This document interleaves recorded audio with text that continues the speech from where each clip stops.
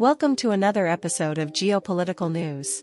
In today's video, we will explore what is considered the exception to nuclear bombs, the most terrible weapon with the most harmful effects on humans, referring to thermobaric bombs. A weapon that has been used by the Russians in the conflict against Ukraine. The operating principle of a thermobaric bomb is relatively simple. It involves a container filled with fuel and two strategically placed explosive charges inside. The first explosive charge disperses the fuel into the air, creating a kind of cloud, with the second charge detonating this flammable cloud, resulting in a massive explosion. Due to the carefully suspended nature of the fuel in the air, the explosion can reach areas inaccessible to other types of explosions, such as the interior of houses and vehicles, through small doors and windows. Thermobaric bombs use the surrounding air to fuel the deflagration, causing a momentary vacuum around the explosion site. It is especially devastating against bunkers, caves, and enclosed spaces due to its vacuum effect, as well as the terrible shockwave due to the physics involved. With the explosion, the fireball generated by a thermobaric bomb lasts much longer than the fireball generated by conventional explosives. Unlike conventional bombs, where only about a quarter of the material is composed of fuel, in thermobaric bombs, almost 100% of their composition is fuel, meaning that a thermobaric bomb has much greater destructive power than other bombs of equivalent weight. The shockwave generated by the explosion is often superior to the shockwave generated by conventional bombs, destroying structures, vehicles, and, most importantly, impacting people. The effects of a thermobaric explosion on the human body are terrible. Depending on the size of the bomb, people located within 10 meters of the impact point are simply obliterated. But due to the vacuum generated in the area, the shockwave, and the abrupt pressure variation, even people tens of meters away and protected inside buildings or trenches are severely affected.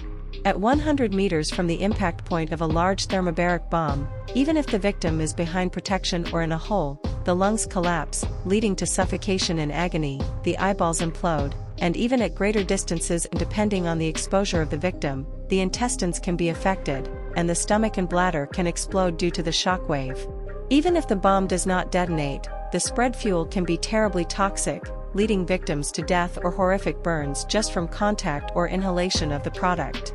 According to a study by the United States Defense Intelligence Agency, the effects of a thermobaric explosion cause minimal damage to the victim's brain tissue, suggesting that a person affected by the explosion will remain fully conscious and suffer in agony until finally dying. This weapon was first used by the United States in the Vietnam War, with the Soviets rushing to develop similar weapons. At this moment, there is a wide variety of thermobaric bombs, some large and heavy that can only be dropped from planes or through artillery pieces, but others portable that can be launched through devices similar to a bazooka. Both Russia and the United States have dozens of different types of thermobaric bombs, widely used since the 1960s and 1970s. The largest thermobaric bomb ever tested was the Russian FOAB, father of all bombs, launched from an aircraft.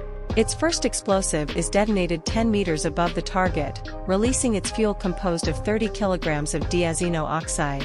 The second explosion occurs seconds later, igniting the fuel cloud generated in the first explosion, causing an explosion with a temperature exceeding 3,000 degrees, generating devastating shockwaves up to a radius of 300 meters from the impact site.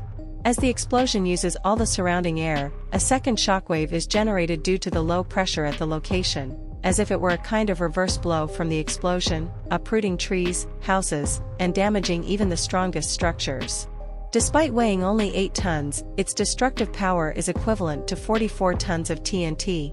These bombs are often referred to as small atomic bombs, with the advantage of not leaving radioactive residues. But even the FOAB has a destructive power corresponding to only 0.3% of the atomic bomb that destroyed Hiroshima in August 1945. Thermobaric bombs are terrible weapons, capable of spreading great destruction where they are launched, rendering even the strongest and most resistant defensive structures obsolete. If you enjoyed the video, leave a like and subscribe to the channel to help us.